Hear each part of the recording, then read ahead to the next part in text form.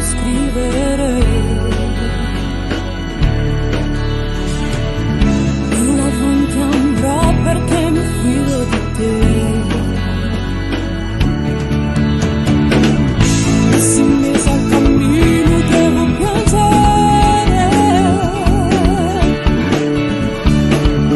non ritornerò perché tu sei con me.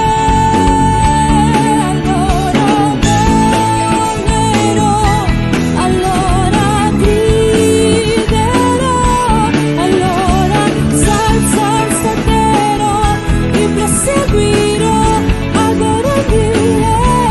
Allora ballerò, allora griderò, allora salterò, ti perseguirò, adoro dire.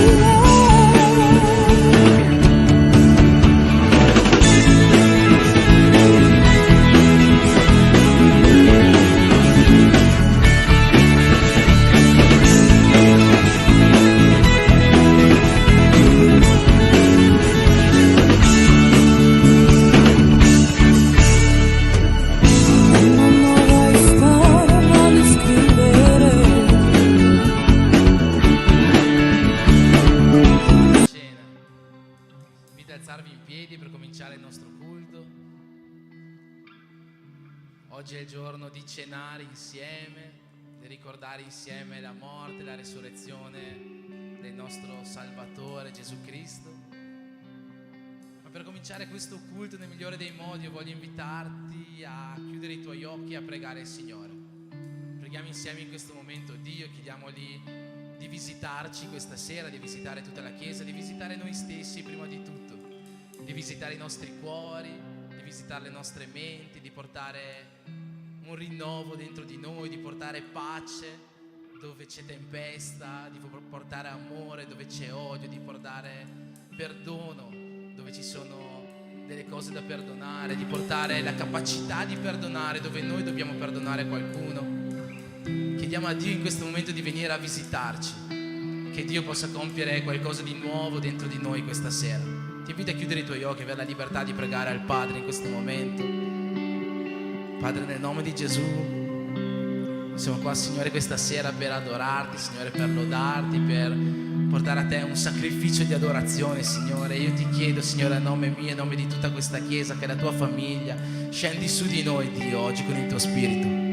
Facci sentire, Signore, il rinnovamento delle benedizioni che di volta in volta, ogni sabato, si rinnovano in questa Chiesa, Padre.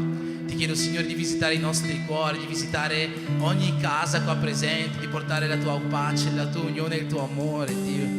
Di portare, Signore, un rinnovamento, Signore, in ogni famiglia, di portare nuovi sentimenti, di portare nuova gioia, di portare il tuo nuovo, il tuo vino nuovo, Padre. Nel nome di Gesù, Dio, visita questo culto, Signore, con il tuo Spirito. Uniscici nell'adorazione, uniscici nella lode, che oggi tu possa ricevere una grande lode da parte di questa Chiesa, che l'unzione che tu ci hai dato oggi possa ritornare a te, perché faremo un grande culto nel tuo nome, per la tua gloria, per il tuo onore. Nel nome di Gesù, Padre, benedici questo culto, benedici questa Chiesa. Amen. Alleluia. Applaudiamo il nome del Signore. Signore, noi ti adoriamo, Signore, per la tua stupenda grazia, Signore, che hai versato su di noi. Ti ringraziamo, Signore, che questo culto sia un culto di ringraziamento per ciò che tu hai fatto, per il dono che tu ci hai donato, Signore. Grazie, Spirito Santo. Grazie perché sei qui con noi. Grazie, Santo, Santo Spirito. Agisci in mezzo a noi, Padre, nei nostri cuori. In nome di Gesù. Amen.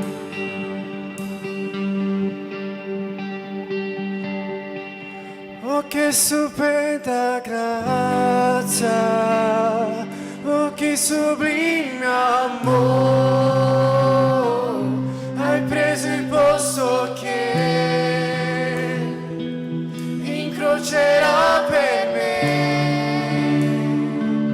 la vita hai dato tu, per darmi libertà. Gesù, io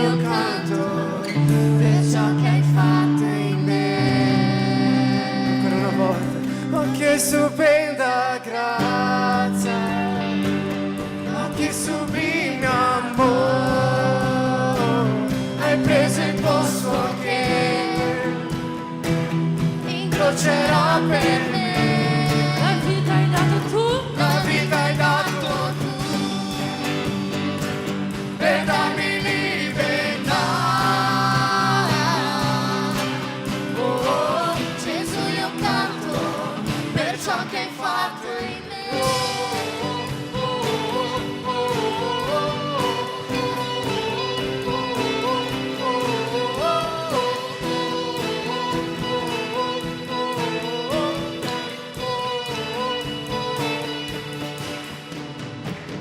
Chi rompe il gioco del mio peccato è così forte, è il mio Re di amato, gloria, il re di gloria, il grande re dei re. Chi scuote il mondo, non sono i santi, chi ci sorprende con meraviglie, il re di gloria, il grande re dei re. Oh, che stupenda grazia, oh, che sublime amore, hai preso il posto che incrocerà per me. La vita hai dato tu per darmi libertà. Oh, oh, oh, Gesù, io canto per ciò che hai fatto in me. Oh, oh, oh, oh,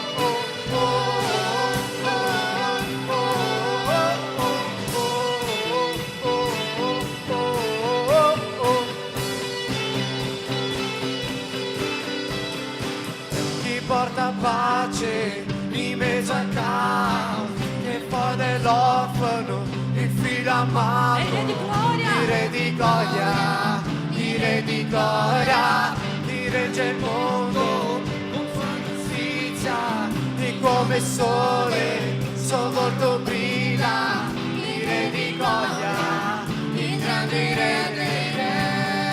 cari forte, Oh, che stupenda grazia, oh, che sublime amore, hai preso il posto che incrocerà per me. La vita hai dato tu per darmi libertà. Oh, oh, Gesù, io canto per ciò che hai fatto in me.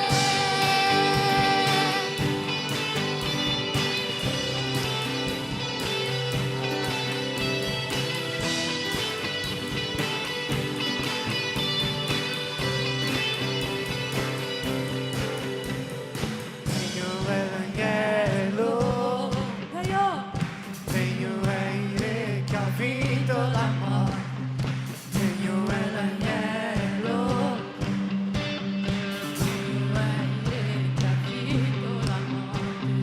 regno è l'agnello,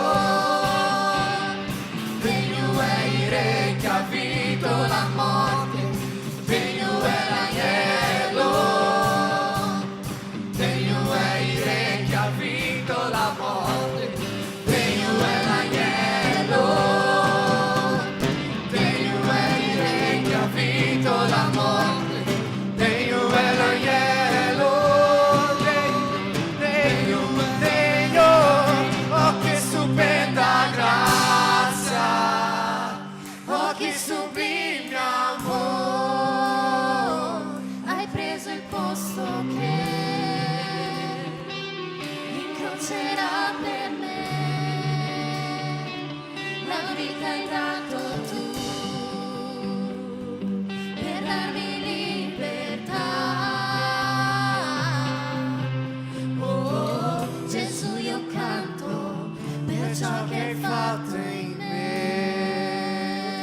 cantiamo ancora una volta, alleluia, cantiamo ancora una volta, cantiamo ancora una volta, cantiamo ancora una volta, cantiamo questo ritornello che è bellissimo, che parla della grazia, che la grazia è stupenda, di ciò che Dio ha donato il suo figlio per noi. Cantiamo. Oh, che stupenda grazia, oh che sublime amore, hai preso il posto che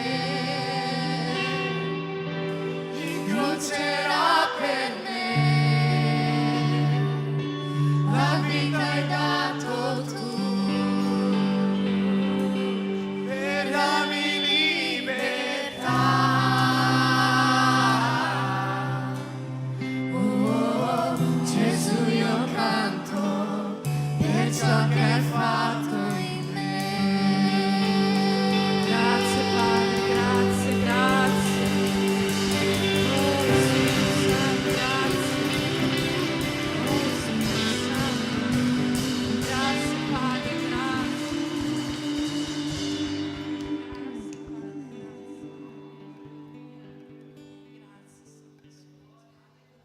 Grazie Spirito Santo. Grazie per il tuo amore, grazie per la tua bontà. Spirito Santo, il nome più bello, il nome di Gesù.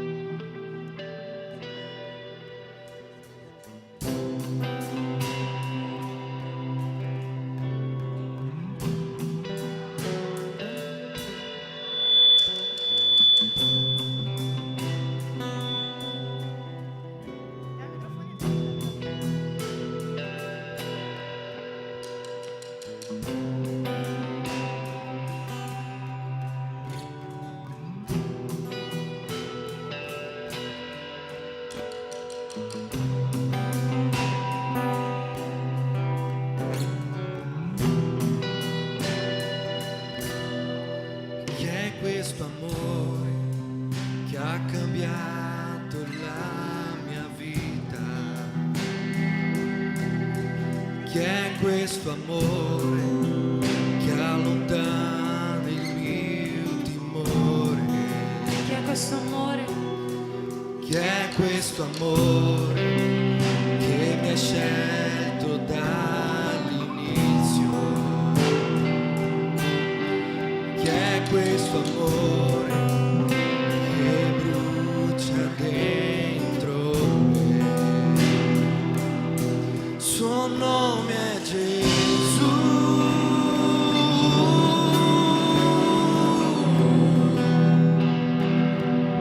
Suo nome è Gesù.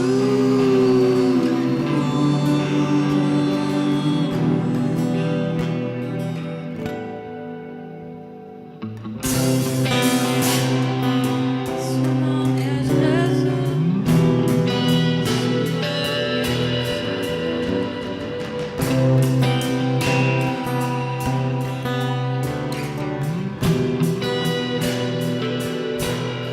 Di chi è questo amore che ha cambiato la mia vita? Di chi è questo amore che allontana il mio timore? Di chi è questo amore che mi ha scelto dall'inizio? Di chi è questo amore che brucia dentro me? Suo nome è Gesù.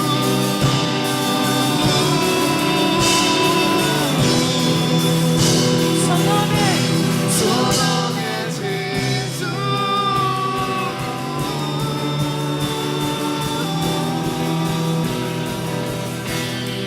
Morì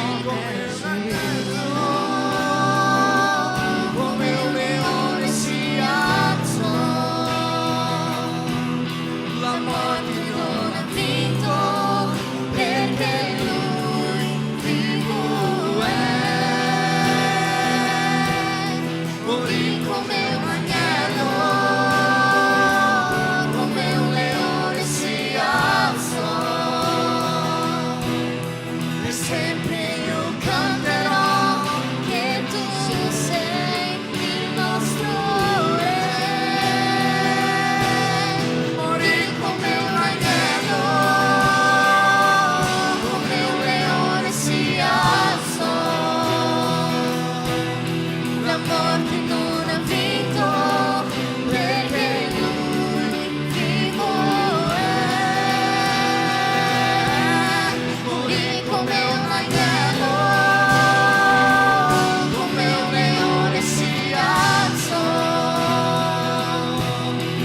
sempre io canterò che tu sei il nostro Re.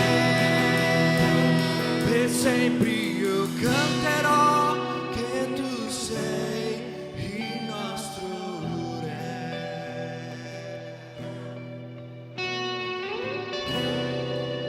Tu sei Il nostro Re.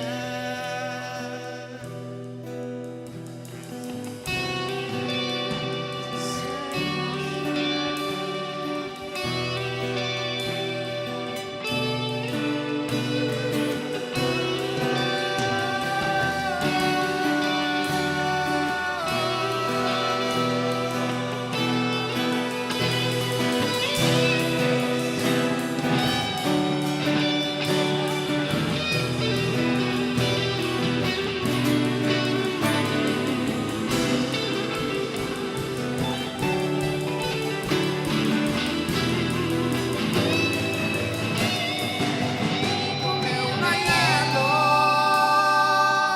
come un leone si alzò,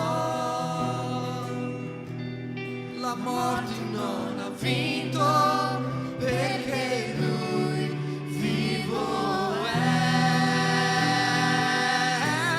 Morì come un agnello, come un leone si alzò. per sempre. Per sempre io canterò che tu sei il nostro Re. Per sempre io canterò che tu sei il nostro Re. Per sempre io canterò che tu sei il nostro Re. Puoi dire il suo nome. Suo nome è Gesù.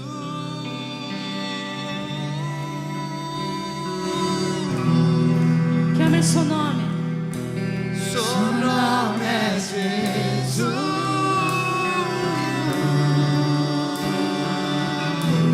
Il suo nome è. Suo nome è Gesù.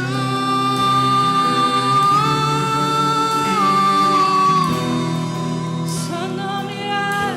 Suo nome è Gesù.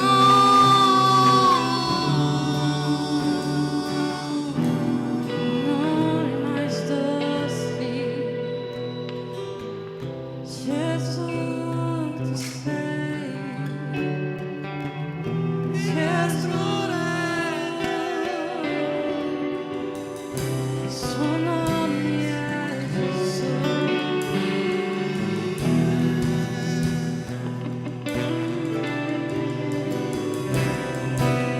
Nome mais doce. Yeshua.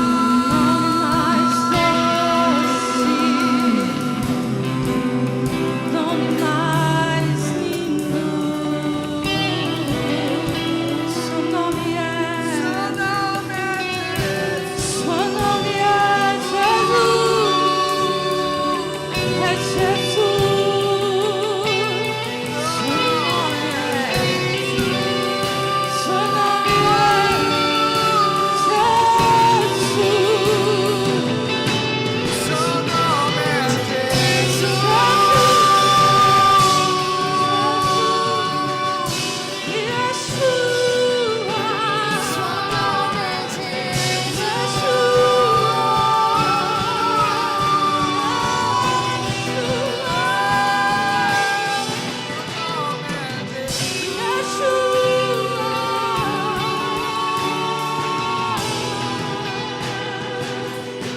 Suo nome è Gesù.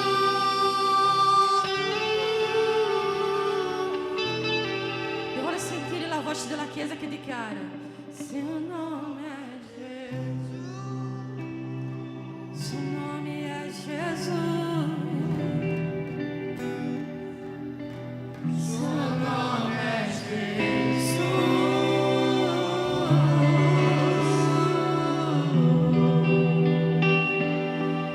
Seu nome è Gesù.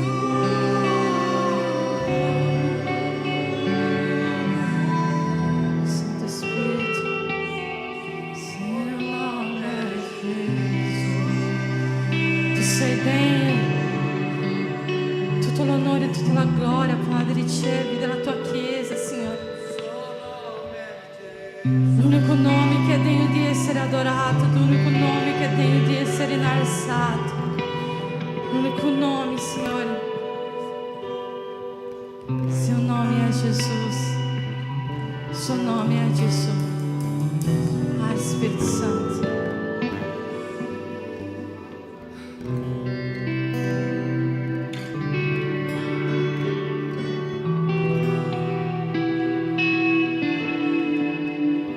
Amen. Possiamo fare un applauso al Signore.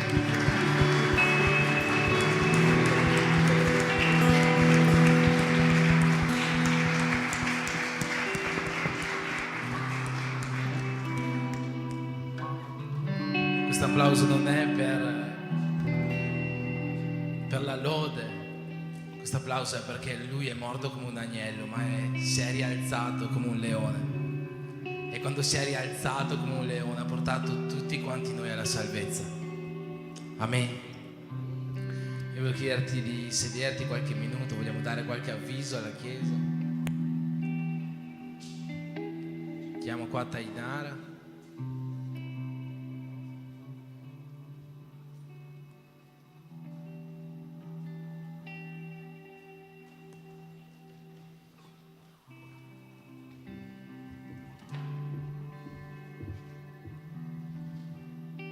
Potete mettere il banner dell'incontro dei teens?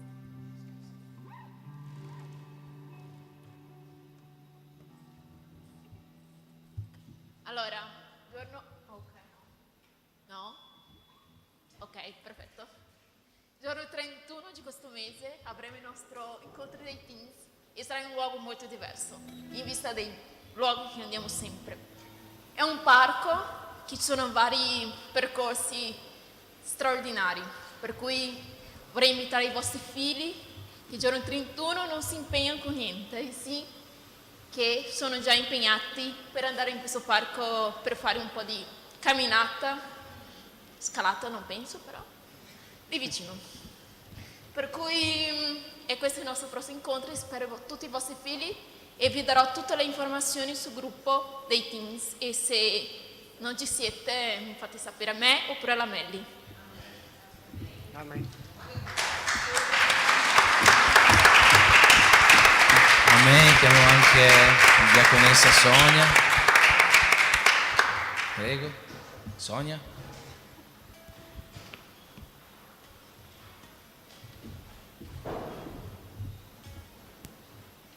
Pace a tutti. Allora, domenica 10 luglio ci saranno i battesimi, ok? Quello stesso giorno, però nel pomeriggio, avremo un incontro dei giovani che si chiama Buoni Risultati, ok? Sarà qualcosa che di sicuro sarà molto interessante per i giovani, quindi vi invito a venire e sarà più o meno, cioè io ho messo un orario indicativo, ok? Sono le 16, però insomma vediamo come vanno cioè come va la giornata e in base insomma agli impegni che ci saranno potremo anticipare oppure posticipare, insomma tanto saremo lì tutto il giorno, quindi ecco vi invito, di sicuro sarà qualcosa di meraviglioso. Amen.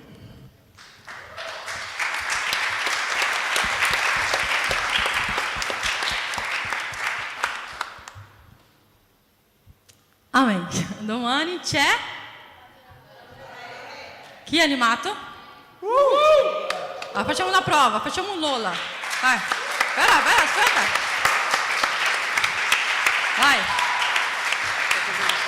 Facciamo una prova. Dai Sonia, comincia. Come si dice un Lola in italiano? Oh, comincia. Sali, alzati. Oh. Dai, facciamo vedere se siamo animati, vai. 1, 2, 3 e... Di nuovo, dai, di nuovo. Amen, domani riempiremo tutte queste sedie, ci sono 5 chiese che verranno, ci sono tanti momenti belli, c'è un predicatore che viene da Treviso, ci sarà un momento bellissimo di risveglio, di lode insieme. Noi sappiamo che la lode rompe barriere, la lode fa catene spezzare, noi vogliamo che le catene si spezzino in questa nazione, quindi noi cominceremo dalla unione delle chiese che lodano il Signore insieme, amen? Tutti voi siete invitati domani alle ore 3 qua in chiesa vi venite morti, gasati, prendete un energetico prima, perché non voglio vedere nessuno che dorme, voglio tutti vedere con tutti che lodano il Signore e proclamano questo nuovo tempo nella presenza di Dio. Amen? Amen. Io sono venuto soltanto a passare il microfono alle persone, in realtà sul pulpito. C'è il culto ricarica, mercoledì alle ore 8, prima del culto ricarica, come sempre c'è la preghiera della Chiesa. Questa settimana è guidata dai giovani. Non ci sono più avvisi, vero? Basta? Allora io vorrei avere l'onore e il privilegio di chiamare qua con me alcune persone che sono le persone che il 10 luglio scenderanno nelle acque del battesimo. Vorrei chiedere a tutti quanti di venire qua sull'altare. Fabio, Giuliano, Robinson non c'è però Anna Maria.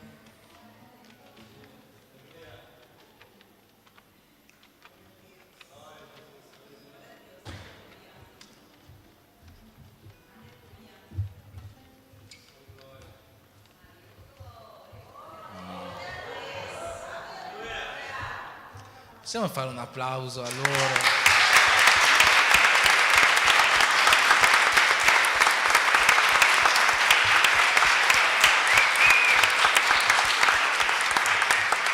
Questo applauso è proprio per loro, per la scelta che hanno fatto, per questo passo coraggioso, per questo passo importante, per questo passo che sicuramente è guidato da Dio e che sicuramente noi desideriamo, Dio desidera e spero che anche voi porti molto frutto nelle vostre vite. Io vorrei chiedere a tutta la Chiesa se può in questo momento alzarsi in piedi per fare una preghiera per loro, una preghiera speciale per loro. Io vorrei chiederti se tu credi che nelle tue mani c'è il potere di benedire, di stendere le tue mani verso questi nostri fratelli, queste nostre sorelle in questo momento, e preghiamo per loro benedicendo la loro vita, benedicendo questa settimana che ancora li separa dal battesimo, benedicendo il loro battesimo, ma soprattutto benedicendo tutto ciò che verrà dopo il battesimo, perché come abbiamo detto anche questa mattina il battesimo è solo un bellissimo inizio della vostra storia. Quello che verrà sarà la vostra storia, ma il 10 luglio ci sarà l'inizio di questa storia. Quindi benediciamo in questo momento tutti i giorni che verranno dopo l'inizio di questa loro bellissima nuova storia con Gesù. Preghiamo insieme. Padre, nel nome di Gesù, in questo momento, Signore, mettiamo davanti a Te la vita di Anna Maria, Signore, di Fabio, di Giuliano. Padre, io ti chiedo, Signore, di guidarli in questa settimana, Signore, di visitarli continuamente, Padre, con il tuo spirito, visita il loro cuore, convincili sempre di più, Signore, della scelta che hanno messo, Signore, nel loro cuore di fare. Liberali, Signore, da ogni tentazione, Signore, in questa settimana, che nessun attacco del nemico possa andare a buon fine, perché il tuo spirito li sigillerà, Signore. Nel nome di Gesù, Padre, ti preghiamo per la giornata del battesimo, che possa essere una giornata benedetta in cui loro potranno vivere una gioia incredibile insieme a te. Ma Padre, ancora di più vogliamo pregarti per tutti quei giorni che seguiranno il battesimo, che la loro storia, che comincerà domenica prossima con te, possa essere una grande storia di amore, una grande storia di fede, di fiducia, una grande storia padre e figlio, una grande storia con colui che ci ha donato la vita, che ci ha donato la salvezza e che ci dona giorni pieni di gioia e di vittoria. Nel nome di Gesù, Padre, benedici ognuno di loro. Amen.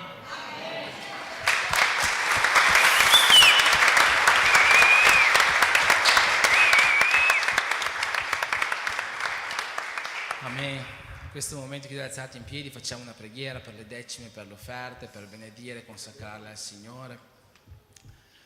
Alza la tua mano in questo momento come segno profetico per ciò che depositerai oggi alla casa del Signore. Se tu oggi non hai niente da portare, alza ugualmente la tua mano chiedendo a Dio di aprire quella porta che si è chiusa, perché nel tuo cuore c'è di portare un'offerta, un'adorazione alla sua casa. Alzala come segno profetico perché Dio possa compiere un miracolo nella tua vita, nella vita della tua famiglia, affinché tu possa vedere quanto grande è il Signore e tu possa adorarlo anche in questo modo.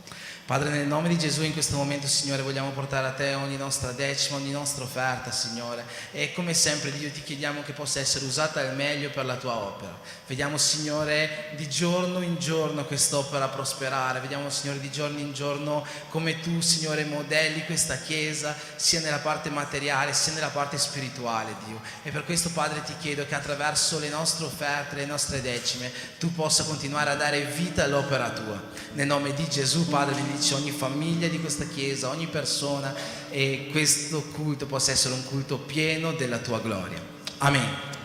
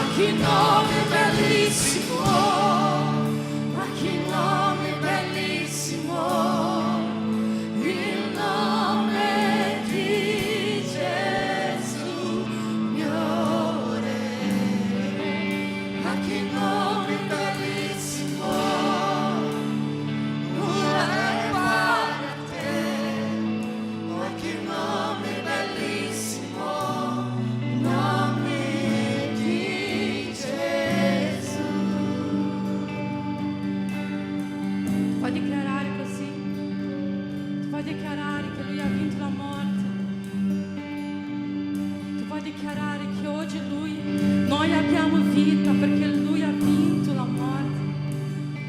Tu sei invincibile, Signore, tu sei ineguagliabile. Tu sei invincibile, tu sei ineguagliabile, Gesù. Vediamo. Te ha vinto, il velo hai strappato, la tomba vuota nel sole,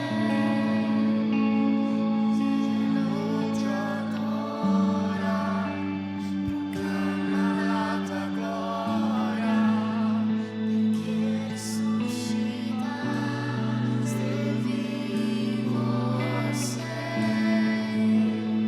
sei invincibile,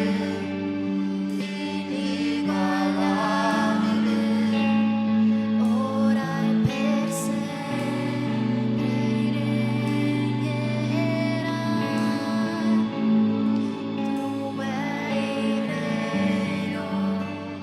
Tu hai gloria sopra di noi, solo tu sei.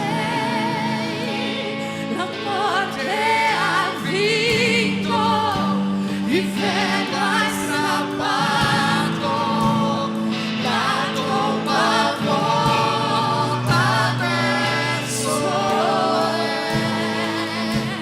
il cielo ti adora, proclama la tua gloria, perché risuscitaci vivo sei. Sei invincibile, inigualabile, ora e per sempre regnerai. Tu hai il regno, tu hai la gloria sopra di noi, solo tu sei. Ma che nome bellissimo, ma che nome bellissimo, il nome di Gesù mio Re. Ma che nome bellissimo, nulla è pari a te. Ma che nome bellissimo, il nome di Gesù. Ah, ti adoriamo, adori insieme le tue mani, in nome di Gesù.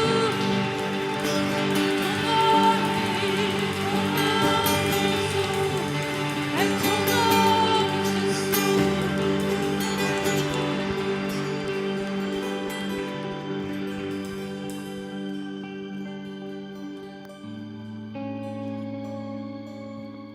Amen. Chiedo se si possono accendere le luci. Non so se si può più accendere le luci.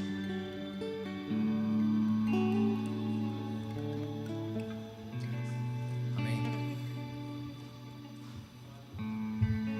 Io vorrei invitare qua davanti adesso alcune persone speciali per questa chiesa.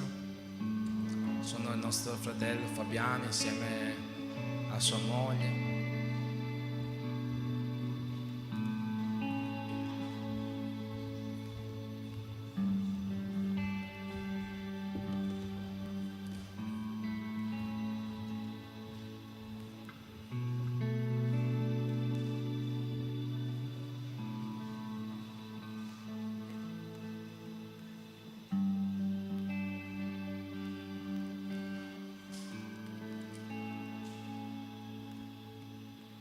Amen. Seconda Timoteo capitolo 2 versetto 15 recita così: sforzati o sforzatevi di presentare voi stessi davanti a Dio come uomini approvati, operai che non abbiano di che vergognarsi ma che taglino rettamente, la parola della verità. Molti di voi conoscono Fabiano Giosiani, molti li conoscono da poco tempo, altri li conoscono da molto tempo. Fabiano e Giosiane erano presbitero e missionaria della Chiesa diversi anni fa.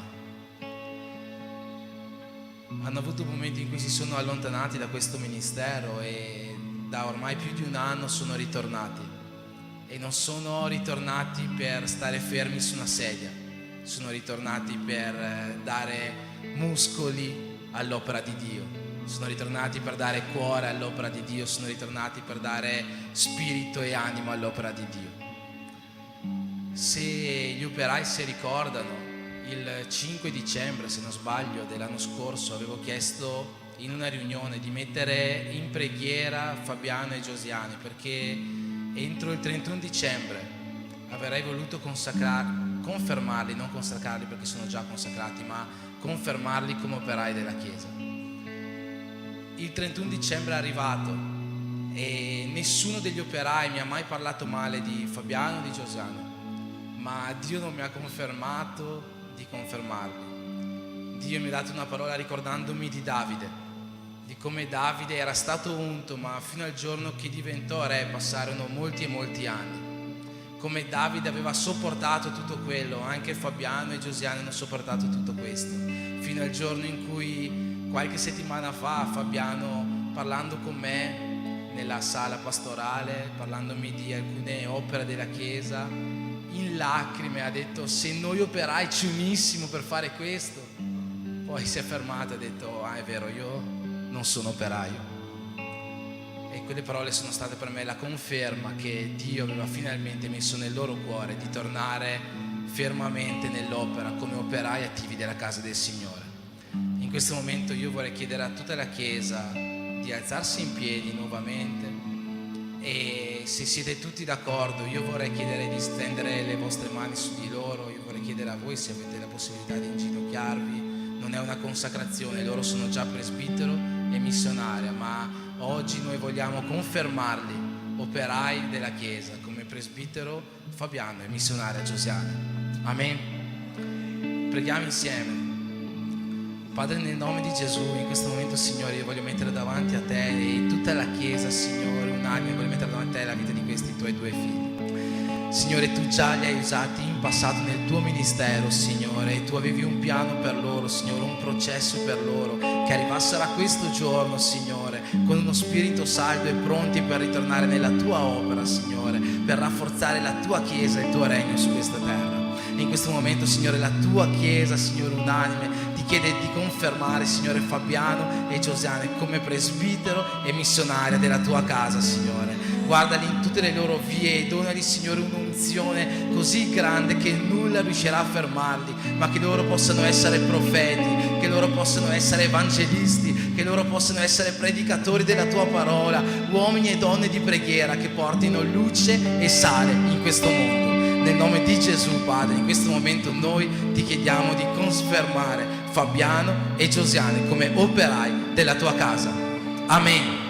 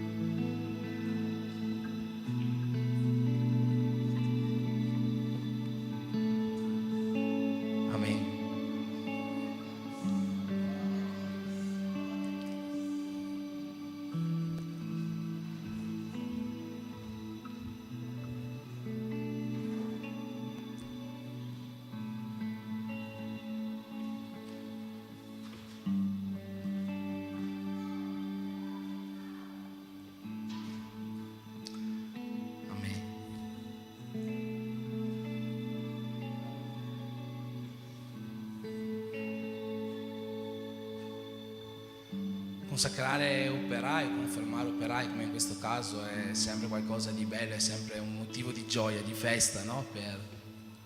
per Dio sicuramente in cielo sono sicuro che c'è una grande festa, ma per tutta la Chiesa mi sono sempre ricordato in tutti i miei anni di credente, ogni volta che c'era una consacrazione in chiesa era un motivo di grande gioia per tutti quanti, ma la gioia più grande è consacrare, confermare in questo caso qualcuno che ha veramente voglia di fare l'opera, ha veramente voglia di fare l'opera. E quando voi parlate con Fabiano, quando voi parlate con Giuseppe, vedete questa voglia di mettersi in gioco, questa voglia di uscire fuori a riscattare anime, questa voglia di non fermarsi davanti a nulla, di non tirarsi indietro, ma fare veramente l'opera di Dio.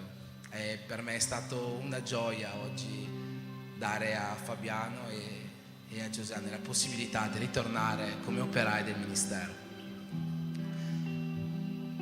Ti invito a aprire la tua Bibbia in Atti degli Apostoli al capitolo 3, anche a sederti se vuoi. Grazie.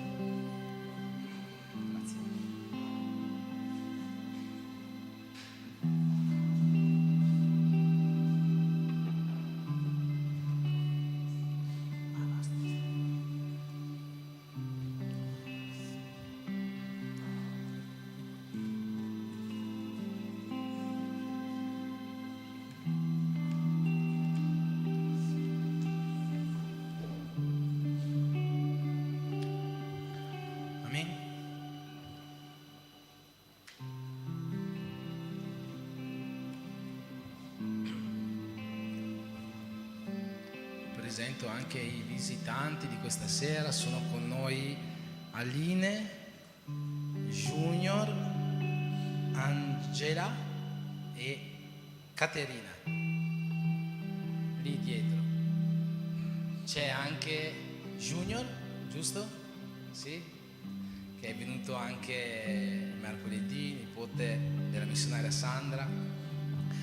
E oggi è venuta anche quella giovanissima ragazzina lì dietro, nostra sorella Amelia, è venuta a visitarci. Cosa vuol dire la Chiesa? Siete benvenuti nel nome di Gesù.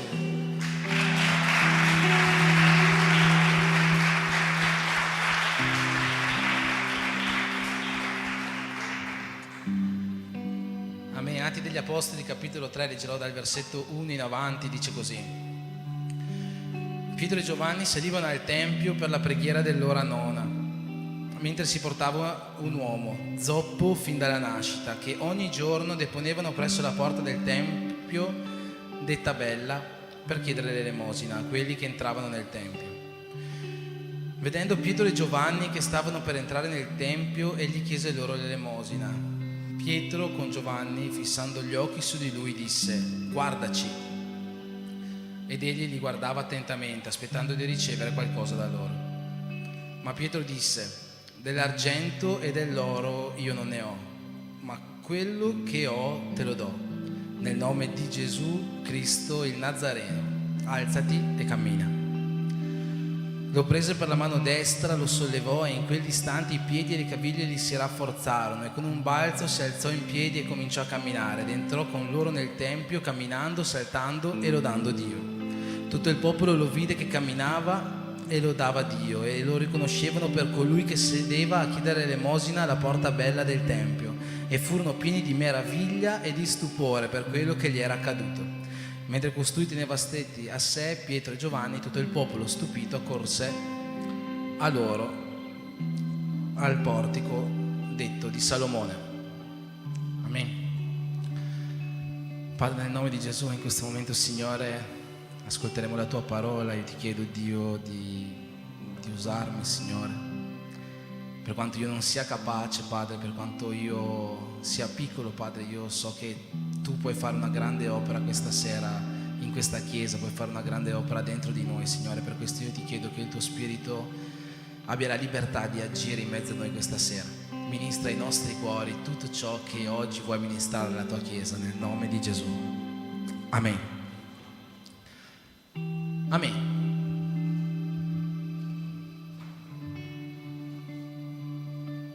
Oggi è il primo culto di questo nuovo tempo in cui Dio vuole fare una cosa nuova.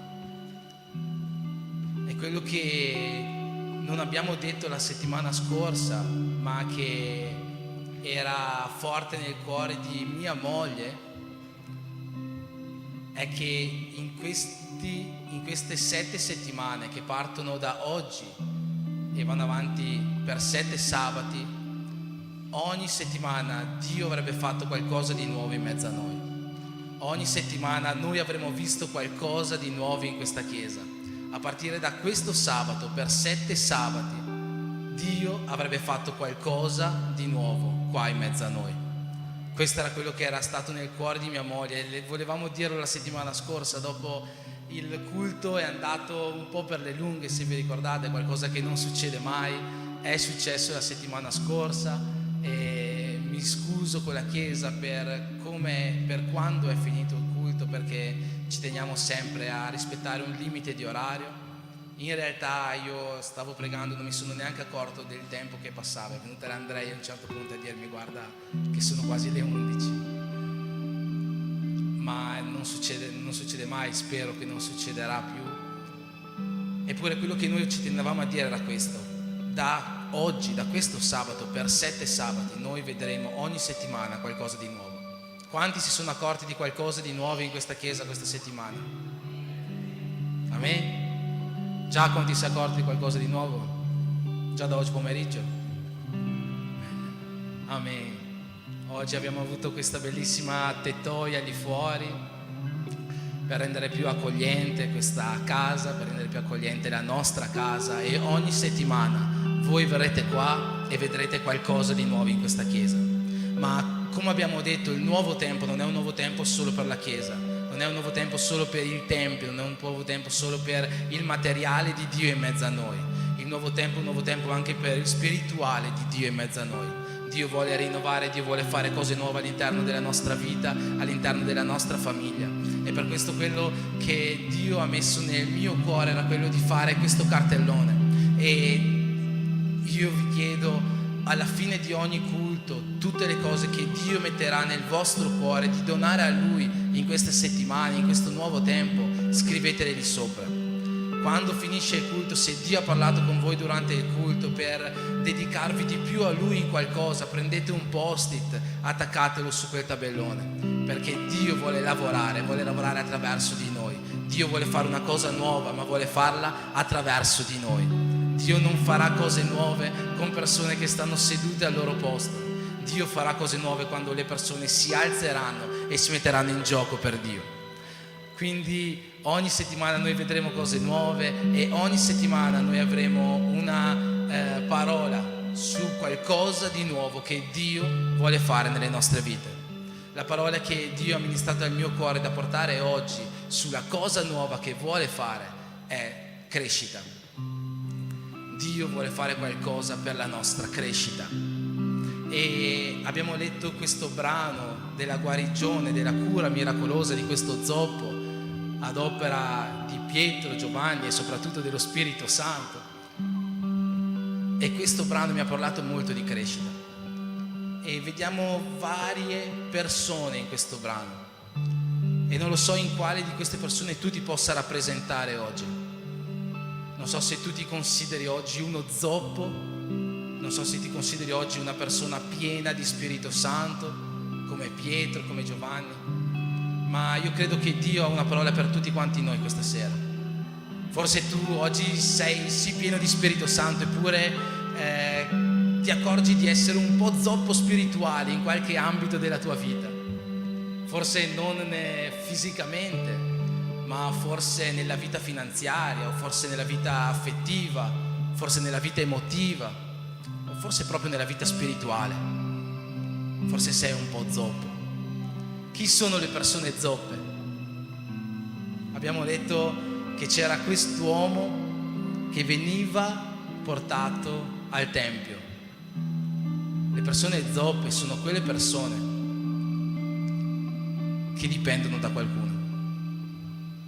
Perché quest'uomo non poteva andare al tempio da solo, perché era zoppo. Le persone zoppe sono quelle persone che dipendono da qualcuno. E io non lo so in quale ambito della tua vita, se c'è un ambito della tua vita in cui tu ti riconosci zoppo, come ho detto, forse nella vita finanziaria, forse affettiva, forse emotiva, forse spirituale. Ci sono ambiti della nostra vita in cui noi non riusciamo a gestirci in modo autonomo. Ci sono ambiti della nostra vita in cui noi dipendiamo da qualcuno. Ecco, Dio oggi vuole farci crescere. Ma se allo stesso modo tu oggi ti senti una persona che assolutamente non è zoppa, che assolutamente è piena di Spirito Santo, come lo era Pietro quel giorno lì, che è andato dallo zoppo e ha detto guardami, allora Dio ha una parola anche per te. Non distrarti, non pensare ad altro, non pensare a quello che la cucina ha preparato per dopo, non pensare ad adorando il Re. Lascia il tuo pensiero su quello che lo Spirito Santo vuole ministrare a te questa sera, perché qualunque di queste persone, qualunque categoria, qualunque di queste cose che abbiamo detto tu rappresenti, oggi Dio ha una parola per te. Amen. Amen. Allora abbiamo detto che Pietro e Giovanni salivano al tempio per la preghiera dell'ora nona, mentre si portava un uomo zoppo fin dalla nascita, che ogni giorno deponevano presso la porta del tempio di Tabella per chiedere l'elemosina. Avete sentito tutti questi versetti? A che ora hanno portato lo zoppo? A che ora? All'ora nona. È importante sapere a che ora. La Bibbia tante volte ci dice in che ore succedono le cose. Se noi leggiamo il brano di Giovanni 4 della donna samaritana, scopriamo che è molto importante sapere a che ora la donna samaritana stava andando a tirare su l'acqua dal pozzo, perché era un orario in cui nessuno andava a tirare su l'acqua dal pozzo perché c'era molto caldo. E questo ci fa capire varie cose sulla vita emotiva di questa donna. Allo stesso modo, sapere che questo zoppo veniva portato all'ora nona al tempio ci fa capire molte cose. Perché l'ora nona era semplicemente l'ora della preghiera al tempio. Questo vuol dire che lo zoppo non veniva portato al tempio in un orario qualunque, veniva portato al tempio quando il tempio era bello pieno di persone, affinché lui potesse raccogliere tantissime elemosine. Bello, no? Bello? Cioè, forti questi qua che hanno portato lo zoppo al tempio proprio nell'ora giusta, nell'ora in cui tutte le persone venivano al tempio, così lui si riempiva le tasche di monetine. Bello?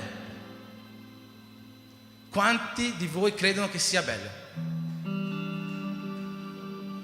Secondo voi doveva andare in un orario in cui non c'era nessuno? Vabbè, avete fatto giusto in realtà, forse non so se volevate. Ma avete fatto giusto, perché semplicemente penso che chiedere l'elemosina non sia bello per nessuno. Che sia l'ora nona, che sia l'ora sesta, che sia l'ora terza, che sia a mezzanotte, che sia alle 4 di pomeriggio.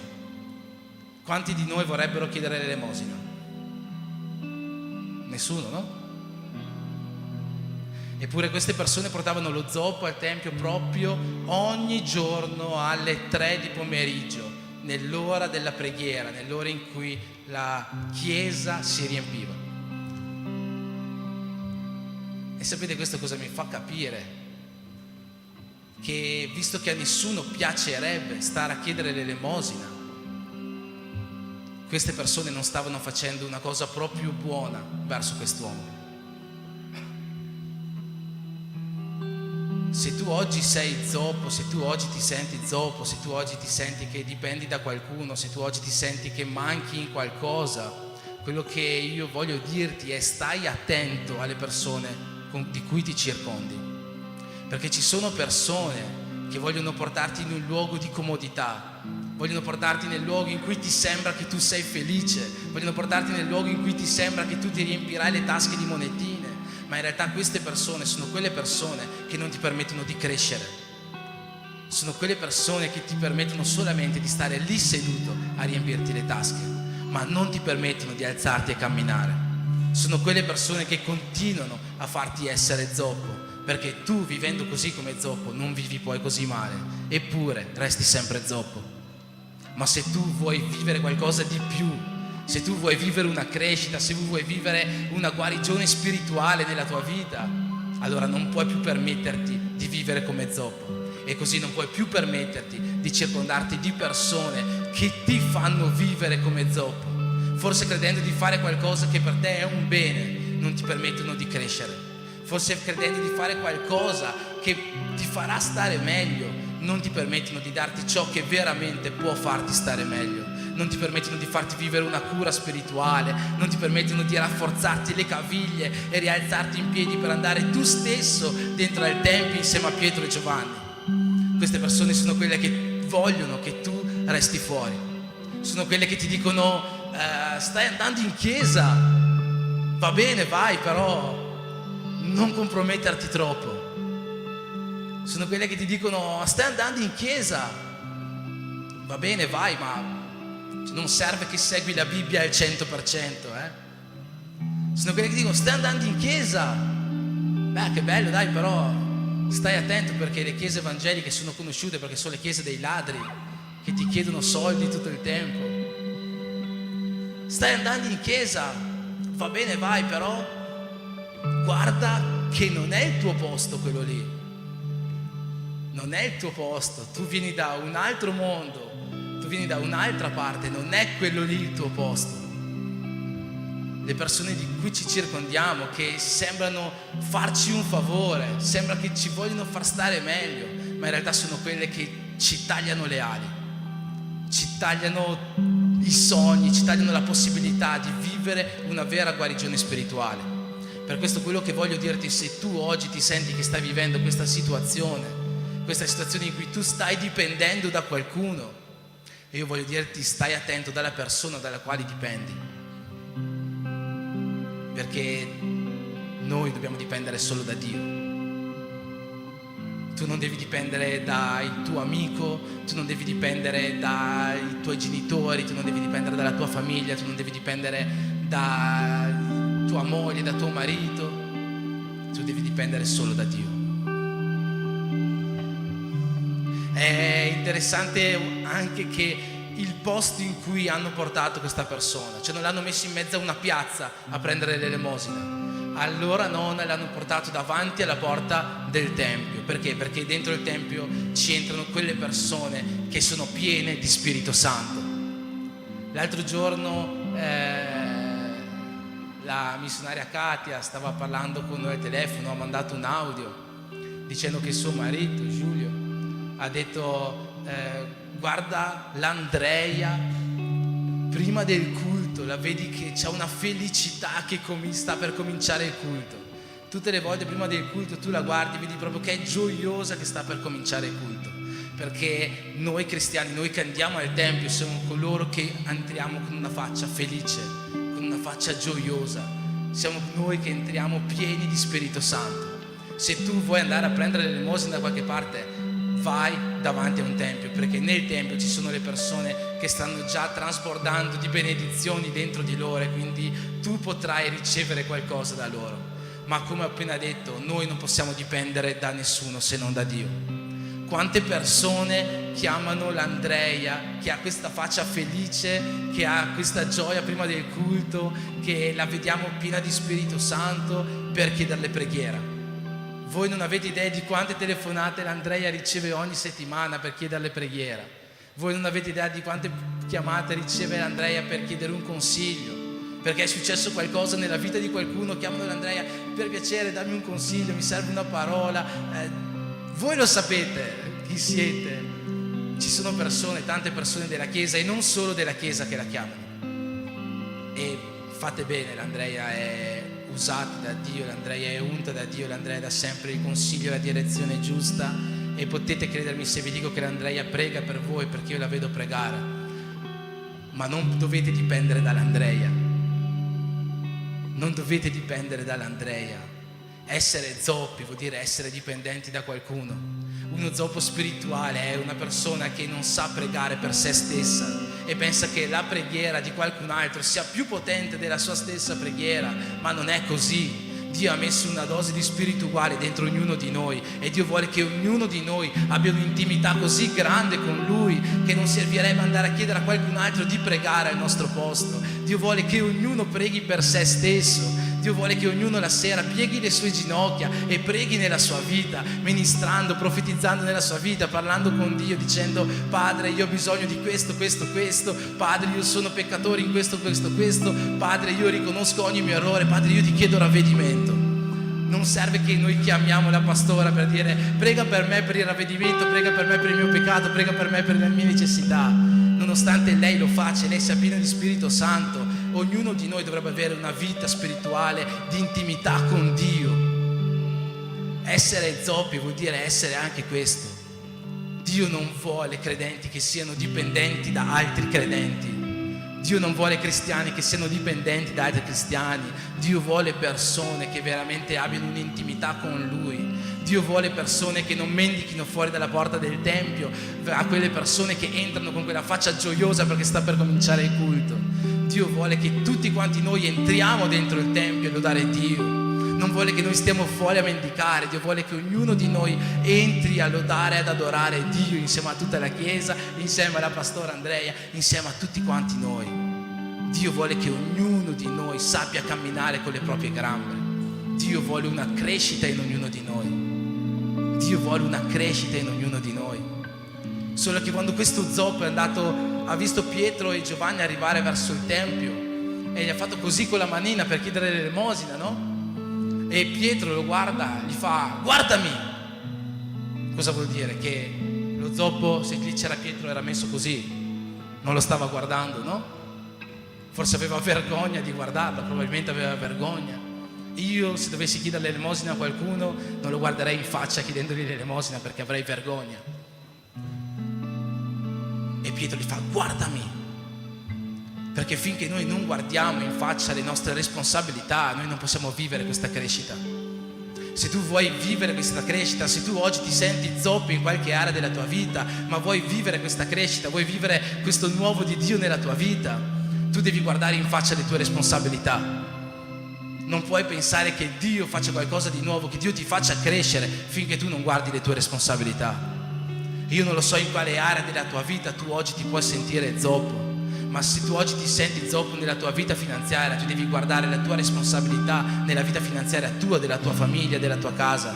Se tu oggi ti senti zoppo nella tua vita emozionale, tu devi guardare in faccia il problema. Tu devi prendere responsabilità di questo problema. Tu devi avere la responsabilità di essere genitore, di essere padre, di essere figlio, di essere marito, di essere moglie. Tu non puoi vivere una crescita finché togli gli occhi dal problema, finché togli gli occhi dalla tua responsabilità. Se vuoi vivere una vera crescita nella tua vita, allora devi guardare il problema, devi guardare l'ambito in cui tu devi prendere questo posizionamento. Devi fissarlo come Pietro stava fissando quell'uomo e devi dire: io adesso vado lì e vado con tutto per riuscire a risolvere questa cosa. Io prendo in mano questa cosa nella mia vita. Non possiamo girare gli occhi verso le nostre responsabilità, perché se noi giriamo gli occhi alle nostre responsabilità, noi non possiamo vivere questa crescita che Dio ha per noi e di cui noi abbiamo bisogno per vivere una vita piena di Spirito Santo.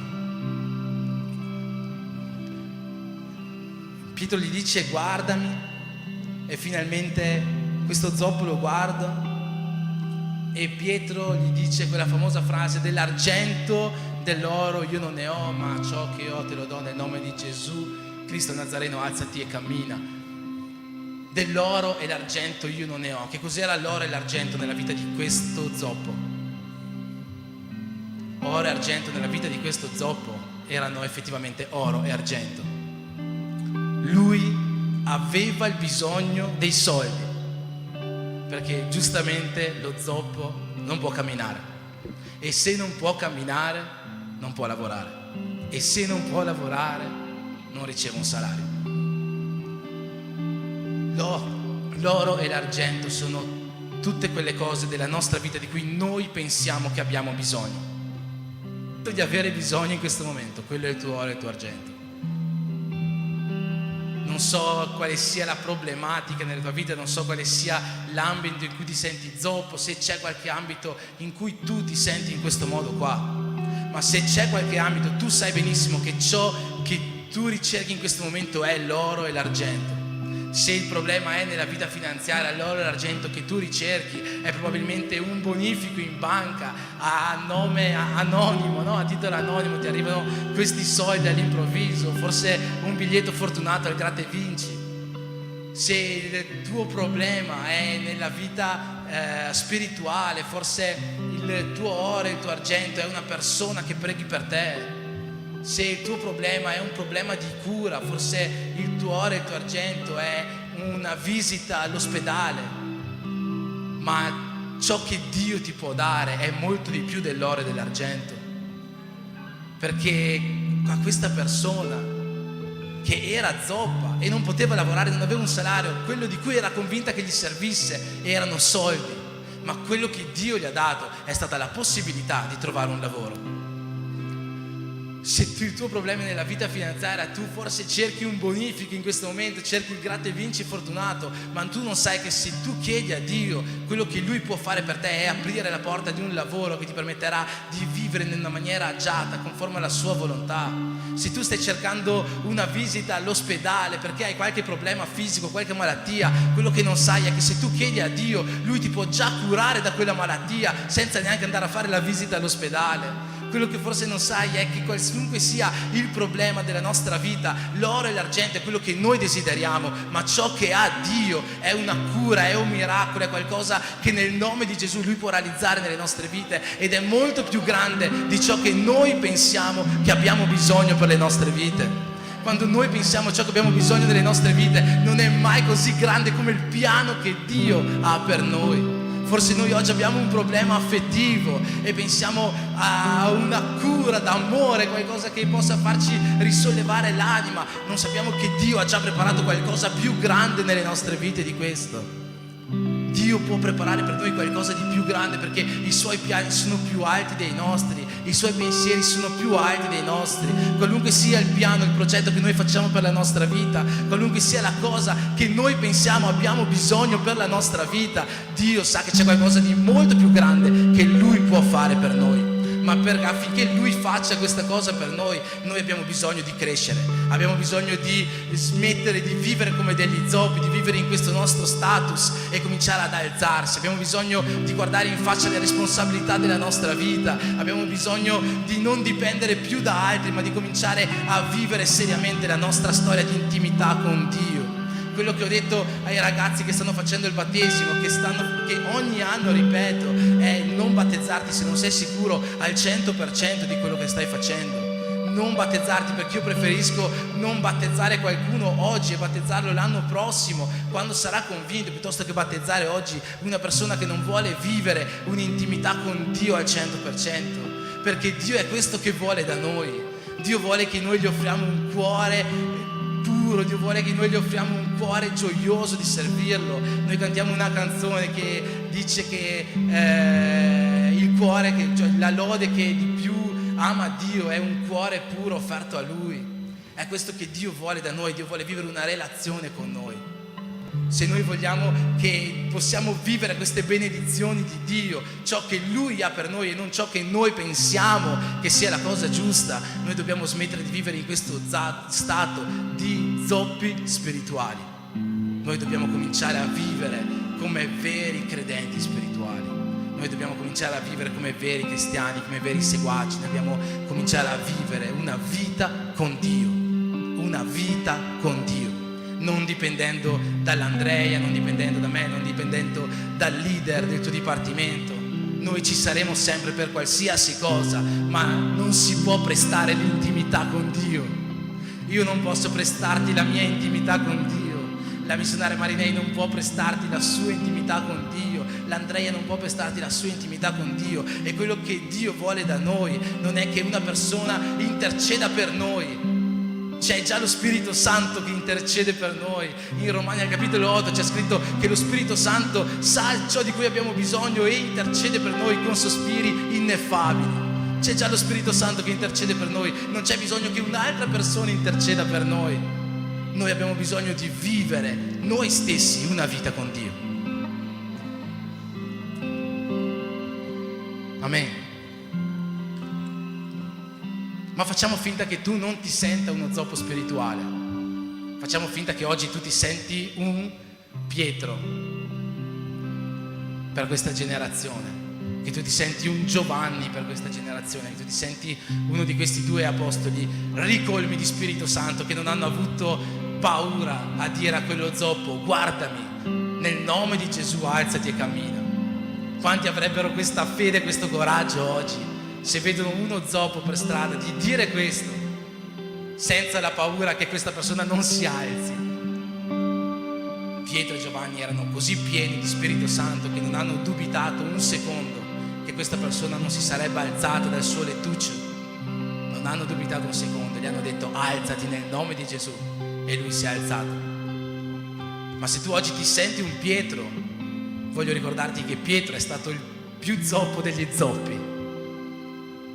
E voglio ricordarti che nonostante Pietro fosse così pieno di Spirito Santo, quando Paolo andò a trovarlo, c'è scritto in Galati, che Paolo stesso dovette riprendere Pietro perché ancora una volta si era un po' azzoppato. Per questo tu che ti senti pieno di Spirito Santo, forse hai bisogno di ricordarti anche ciò che è stato detto fino adesso, perché ognuno di noi ha qualcosa nella vita in cui deve migliorare. Ma nonostante questo ho 2 segreti da svelarti sulla crescita spirituale di chi già è pieno di Spirito Santo, e entrambi si trovano nel versetto 1. Il versetto 1 recita così: Pietro e Giovanni salivano al tempio per la preghiera dell'ora 9. Chi saliva al tempio? Pietro e Giovanni. Era solo Pietro? Risposta sbagliata. Era solo Giovanni? Risposta sbagliata. Scusate, bevo un goccio d'acqua.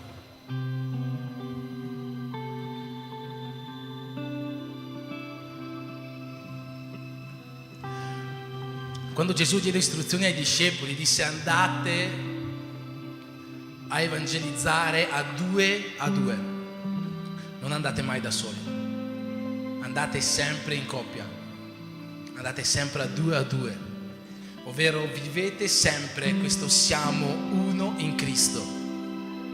Non andate mai da soli. E anche Pietro e Giovanni quel giorno non erano da soli. Quel giorno Pietro e Giovanni erano insieme. E che cos'è che è successo? Gesù si è manifestato, lo Spirito Santo si è manifestato, Dio si è manifestato. Perché come c'è scritto in Matteo 18-19, dove 2 o 3 sono riuniti nel suo nome, Gesù sarà in mezzo a loro. Questo è qualcosa che gli apostoli, i discepoli hanno sempre vissuto: andare insieme, andare a evangelizzare insieme, andare a fare missioni insieme, andare a predicare insieme. Noi vediamo un esempio di questo con Paolo, che subito partì a fare missioni insieme a Barnaba, e insieme a loro c'era anche il cugino di Barnaba, che era Marco, che è colui che ha scritto il Vangelo.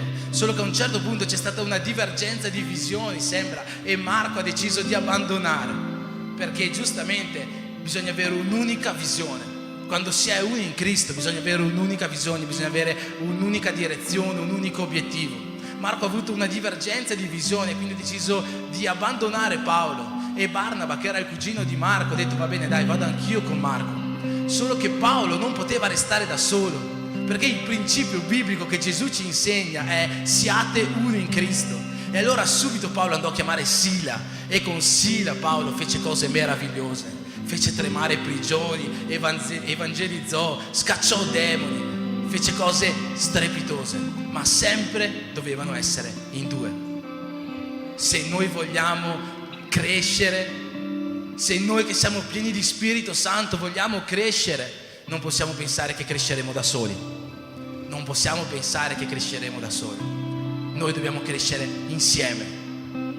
Noi dobbiamo crescere insieme. Noi dobbiamo essere uno in Cristo. Il secondo segreto che si trova nel versetto 1 è che Pietro e Giovanni non stavano facendo una cosa qualsiasi in quel momento lì, non stavano andando a mangiare la pizza, non stavano andando al parco giochi, non stavano andando a Gardena, ma stavano andando al Tempio. E l'Andrea qualche settimana fa ha predicato, e dopo io l'ho ricopiata, mi sa la settimana dopo, dicendo che non è più tempo di predicare alla Chiesa che dobbiamo leggere la Bibbia, che dobbiamo pregare, queste sono cose che già dobbiamo sapere. Ma nonostante questo voglio dirvi lo stesso un'altra cosa di cui non dovrebbe più essere tempo di fare, che è dobbiamo venire in chiesa. Pietro e Giovanni quel giorno stavano andando in chiesa, non stavano andando a mangiarsi la pizza e hanno trovato lo zoppo fuori dalla pizzeria. Pietro e Giovanni stavano andando al tempio e hanno trovato lo zoppo fuori dal tempio, perché le cose miracolose succedono quando noi cerchiamo Cristo. Quando noi cerchiamo Gesù, noi vediamo i miracoli. Quando noi cerchiamo Gesù, noi possiamo vedere le manifestazioni dello Spirito Santo. Quando noi cerchiamo Gesù, quando noi cerchiamo questa intimità con Lui, noi insieme alla Chiesa, noi possiamo vedere le cose grandiose, le benedizioni grandiose, i frutti grandiosi che Dio ha per le nostre vite. Dobbiamo venire in chiesa, dobbiamo partecipare. Adesso sembra che io sto dicendo questa cosa perché io come pastore voglio vedere la chiesa piena, ma non è così. Gesù stesso ha fondato la chiesa perché voleva che noi congregassimo insieme, perché voleva che noi alzassimo insieme le nostre voci, perché voleva che noi pregassimo insieme, perché c'è scritto che quando 2 persone si accordano in preghiera, Dio risponderà a quella preghiera. Perché Lui vuole che noi alziamo insieme le nostre lodi, come gli angeli insieme hanno un cantico loro in cielo. Anche noi insieme dobbiamo unire le nostre voci qua, anche noi insieme dobbiamo vivere quest'uno in Cristo. Ma io non posso vivere quest'uno in Cristo se sto a casa da solo. Io posso vivere quest'uno in Cristo se vengo qua insieme ai miei fratelli. Dio non verrà a prenderti a casa, Dio non verrà a tirarti fuori dalle coperte. Questo deve essere un passo che tu devi fare. Ma ti assicuro che quando tu farai questo passo e ti troverai davanti alla porta del tempio insieme al tuo fratello, lì potranno succedere cose grandiose. Lì potrai vedere cura di zoppi, lì potrai imporre le mani e vedere miracoli. Lì potranno succedere veramente le cose che Dio ha preparato per noi. Ma finché stiamo a casa, queste cose non succederanno. Finché noi non cerchiamo Dio, queste cose non succederanno. Vuoi una crescita per la tua vita? Non perderti i culti, non perderti la possibilità di venire a pregare con i tuoi fratelli, non perderti la possibilità di venire ad adorare con i tuoi fratelli, non perderti questa possibilità. È una possibilità che Dio ti sta concedendo e è qualcosa di meraviglioso sentire la presenza dello Spirito Santo insieme, saltare insieme, rallegrarci insieme, vivere insieme momenti di ravvedimento, momenti di pentimento, momenti in cui il nostro cuore si scioglie alla sua presenza.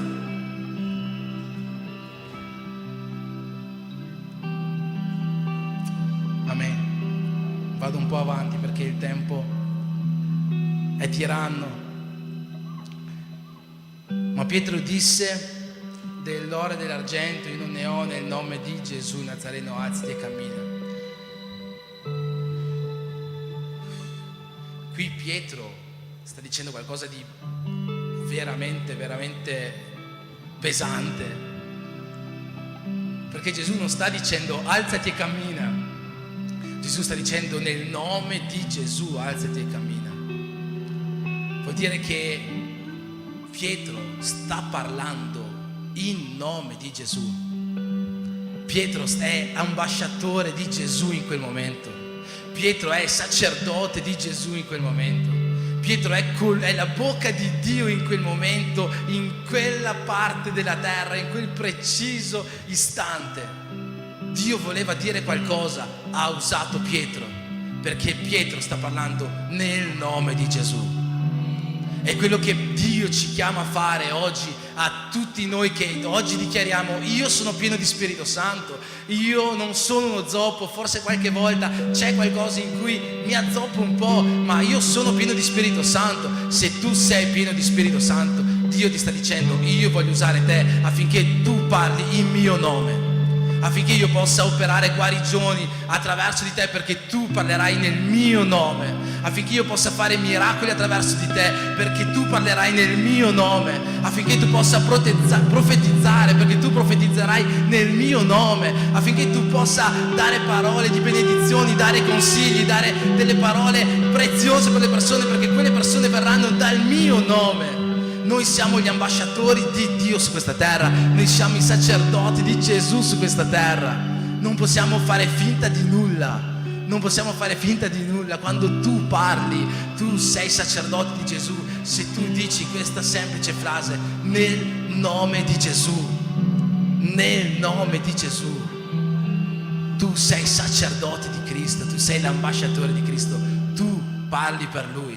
Tu che sei pieno di Spirito Santo, tu che sei convinto, convinta della tua fede, tu che non hai timore a dire a qualcuno alzati e cammina, perché so che nel nome di Gesù questo può succedere. Tu che non hai paura a dire questo miracolo succederà nel nome di Gesù. Non ti girerai dall'altra parte sperando, incrociando le dita, speriamo che succeda, ma sei convinto che questa cosa succederà. Tu sei un ambasciatore di Cristo. Prendi seriamente questa cosa che Dio ha messo in te. Prendi seriamente questo spirito che Dio ha messo in te. Prendi seriamente questo potere che Dio ha messo in te. Non barattarlo con nessun'altra cosa che il mondo ti offre. Dio ha scelto te per essere il suo ambasciatore. Dio ha scelto te per fare miracoli. Dio ha scelto te per fare guarigioni. Dio ha scelto te per fare cose grandiose su questa terra. Dio ha scelto te che oggi sei pieno di Spirito Santo. Non ha scelto nessun altro, ha scelto te. Prendi con serietà questa responsabilità. È una responsabilità che tu hai. È una responsabilità che tu hai. Quando Pietro dice queste parole, Pietro stesso si avvicina a questo zoppo, gli prende la mano e lo tira su. È una responsabilità che Pietro aveva. Era di Pietro la responsabilità. Quando tu dici qualcosa nel nome di Gesù, quando tu parli nel nome di Gesù, la responsabilità è tua. Fatti carico di ogni responsabilità di essere un figlio di Dio, perché come Dio ti chiede, Dio anche ti onora. Perché come Dio ti usa, Dio anche ti onora. Fatti carico della responsabilità di essere figlio di Dio. Amen. Chiamo il gruppo di lode per salire.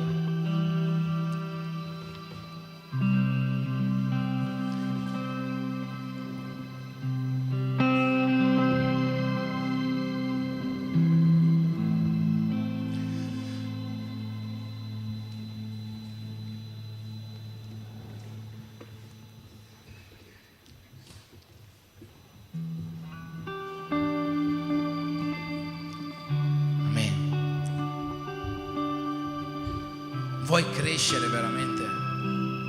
Prenditi ogni responsabilità. Nessuno cresce finché non ha responsabilità. Nessuno cresce finché non ha responsabilità. Quanti prima di diventare mariti o prima di diventare mogli avevano gli stessi pensieri che hanno oggi? Nessuno. Perché per avere responsabilità bisogna crescere. Per crescere bisogna avere responsabilità. Quanti prima di diventare padri, di diventare madri avevano le stesse responsabilità, gli stessi pensieri che hanno oggi? Nessuno. Perché bisogna avere responsabilità per crescere. Prendi le tue responsabilità come cristiano, prendi le tue responsabilità come figlio di Dio, prendi la responsabilità di questo Spirito Santo che un giorno è stato versato su di te e che ancora oggi vuole usarti per fare cose grandiose in mezzo a noi, per fare cose grandiose in questa chiesa, ma anche al di fuori di questa chiesa. Prendi la responsabilità di questo Spirito, prendi la responsabilità di questo Gesù Cristo del quale tu devi essere ambasciatore. Prendi la responsabilità della tua famiglia, prendi la responsabilità dei tuoi figli, della tua moglie, del tuo marito. Prendi la responsabilità nel tuo posto di lavoro delle persone che sono lì, perché sono sotto la tua tutela spirituale. Prendi ogni responsabilità che lo Spirito Santo ti sta consegnando oggi, perché tu possa fare queste cose, perché tu possa fare queste cose. Io voglio chiederti di alzarti in piedi in questo momento.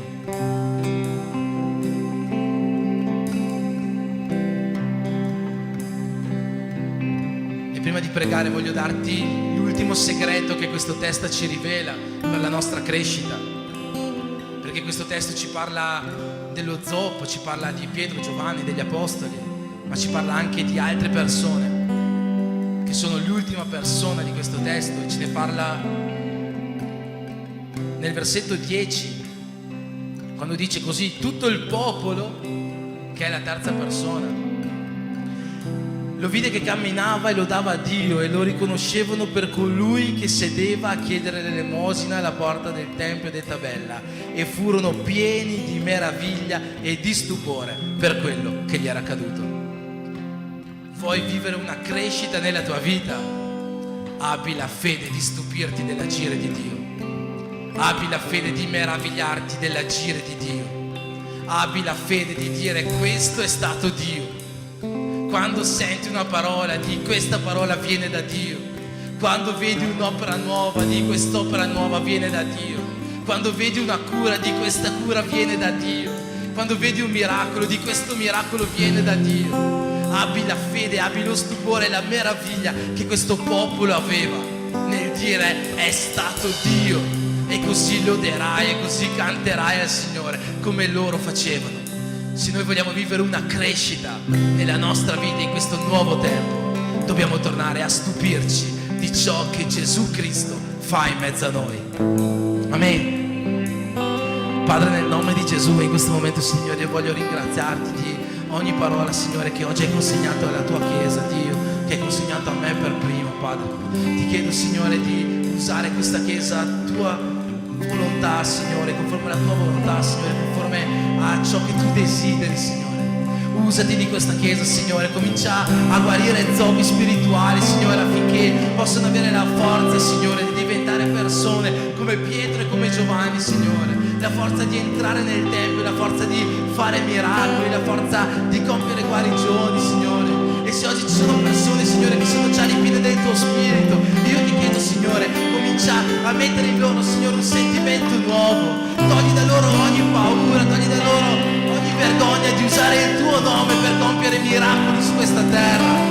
Togli da loro ogni paura di compiere guarigioni e metti in loro una fede nuova, una fede che ogni volta che useranno il tuo nome per fare cose grandiose, che loro possano credere nel compimento di questa cosa, che mai si venga a dubitare di ciò che tu puoi fare in mezzo a noi. Facci stupire, Signore, meravigliare ancora delle tue meravigliose opere in mezzo a noi. Signore, fai crescere questa Chiesa, fai crescere questa Chiesa, fai crescere i nostri spiriti, fai crescere i nostri animi, fai crescere lo Spirito Santo che vive in noi, fai crescere, Signore, il nostro siamo in Cristo, affinché da qua, Signore, possano partire le tue migliori benedizioni per questa città, per il tuo regno su questa terra, nel nome di Gesù. Amen.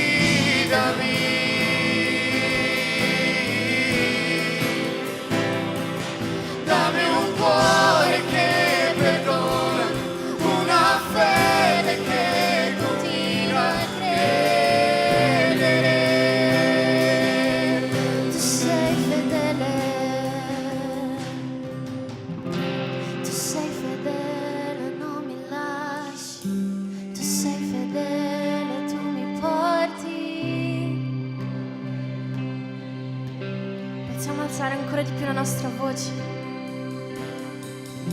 Tu sei fedele, non mi lasci, tu sei fedele, tu mi porti oltre tutti i limiti.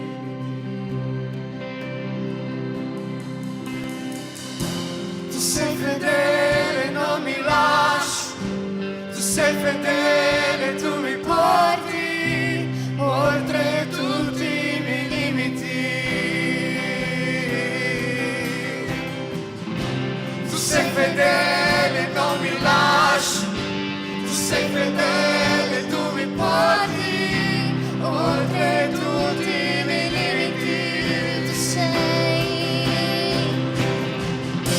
Tu sei fedele, non mi lasci, tu sei fedele, tu mi porti oltre tutti i miei limiti. So che tu sei.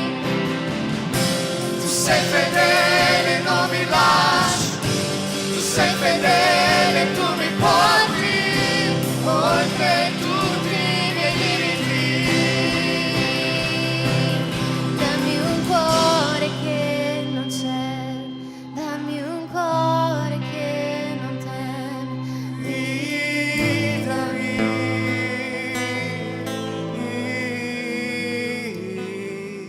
Dammi un cuore che perdona, Una fede che continua a credere. Amen, alleluia. Sappiamo tutti come ha detto il pastore. Il pastore ha detto che c'è un nuovo tempo di fare una cosa nuova. Sappiamo tutti questo. Però molte volte Dio, prima di fare una cosa nuova nella nostra vita, ha bisogno di cambiarci. Ha bisogno di cambiare il nostro cuore, di darci un nuovo cuore che non cede, che non teme le difficoltà, un nuovo cuore che sa perdonare, che sa lasciare tutte le offese, tutto il dolore nel passato. Un nuovo cuore che non ha paura di credere, di crescere sempre di più nella sua presenza. E molte volte Dio, per fare questo, Lui ci spinge oltre tutti i nostri limiti. E io credo che Lui qua spingerà molti di voi oltre i vostri limiti. Se il vostro limite è pregare, Lui vi spingerà oltre. Se il vostro limite è predicare, voi predicherete davanti a moltitudini. Se il vostro limite è cantare in pubblico, voi riempirete stadi per la gloria di Dio. Lui è qua per portare persone oltre i propri limiti per la sua gloria. E se tu sei pronto, Dio, dichiara a Dio: dammi un nuovo cuore, dammi un cuore che non cede, che non teme, dammi un nuovo cuore per la tua gloria. Cantiamo insieme: dammi un cuore. Dammi un cuore che non c'è, dammi un cuore che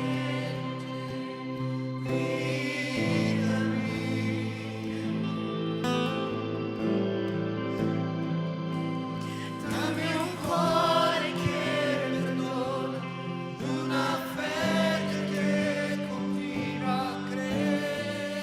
dammi, alleluia, più forte, Padre, dammi un cuore, dammi un cuore. Dammi un che non c'è, dammi un cuore che non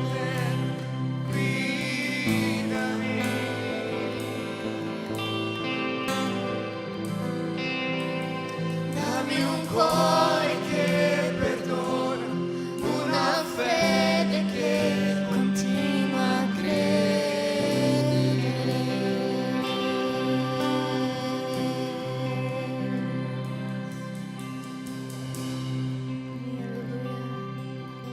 Se tu credi che Dio sta facendo una nuova cosa in te, in questa chiesa, puoi applaudire il suo nome. Amen.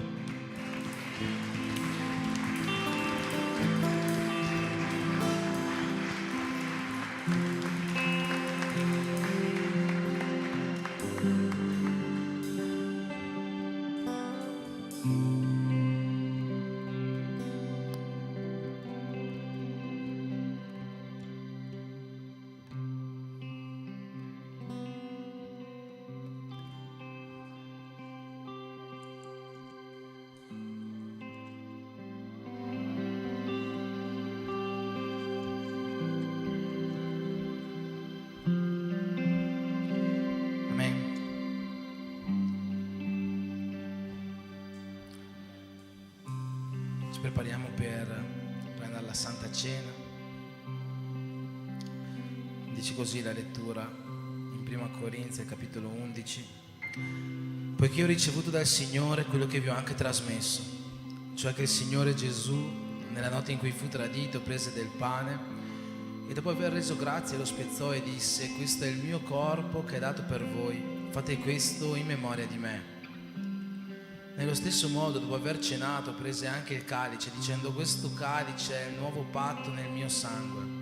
Fate questo ogni volta che ne berrete in memoria di me.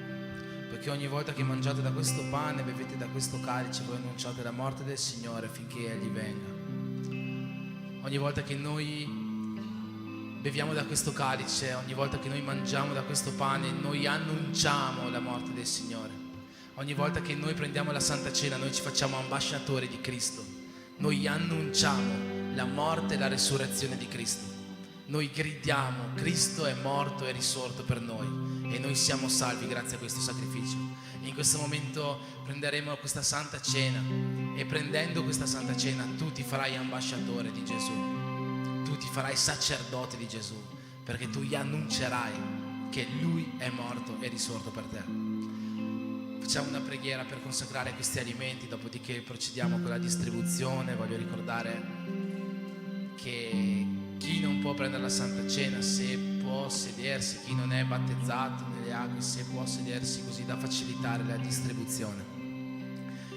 Padre, nel nome di Gesù, in questo momento, Signore, vogliamo consacrare a Te questi alimenti, Signore. Noi riconosciamo che sono solo pane, che sono solo succo d'uva, ma crediamo, Signore, che per il potere della nostra fede, per mezzo del Tuo Spirito, quando questi cibi entreranno dentro di noi, possono avere un effetto purificatore nella nostra vita, possono avere un effetto spirituale, Signore, perché possono farci sentire la Tua vera e viva presenza dentro di noi. Sappiamo, Signore, che attraverso la Santa Cena persone possono guarire da malattie, persone possono riconciliarsi con Te, possono succedere cose grandiose attraverso questi alimenti.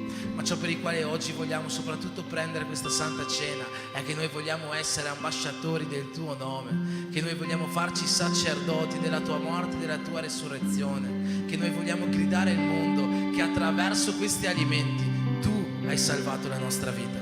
Nel nome di Gesù, Padre, io ti chiedo di benedire questa Santa Cena, di benedire tutta questa Chiesa, nel nome di Gesù. Amen.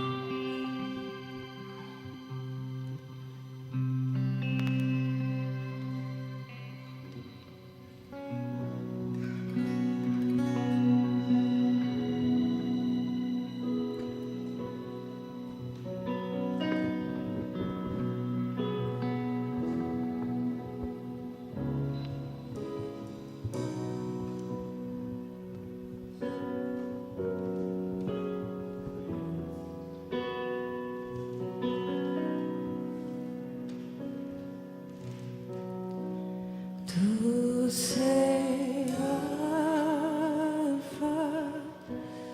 e Omega,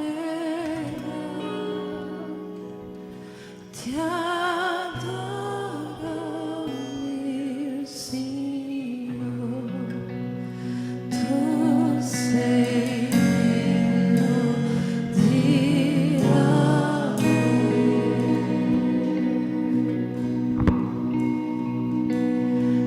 Tu sei l'alfa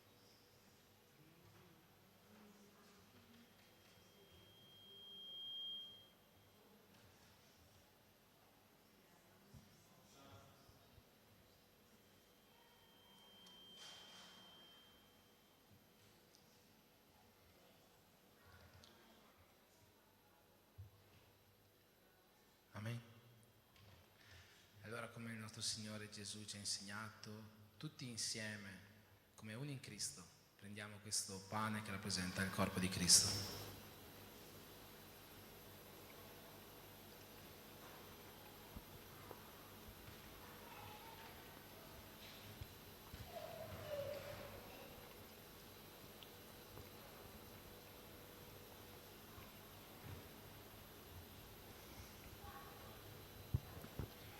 E dopo il pane tutti insieme prendiamo questo calice che rappresenta il nuovo patto che Gesù ha fatto con ognuno di noi.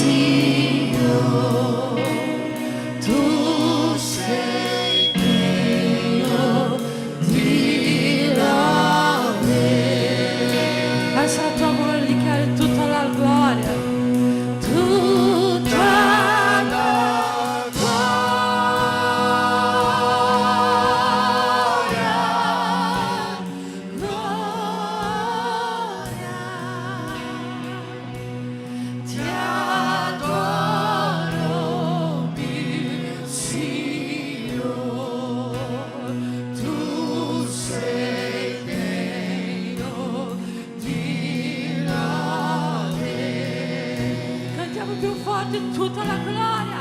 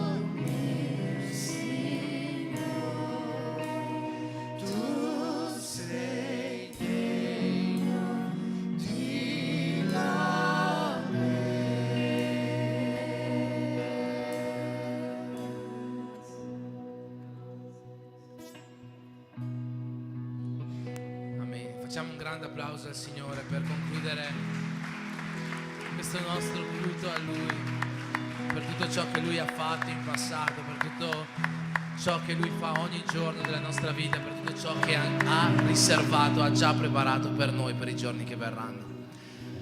Ci sono stati compleanni nell'ultima settimana. Compleanni?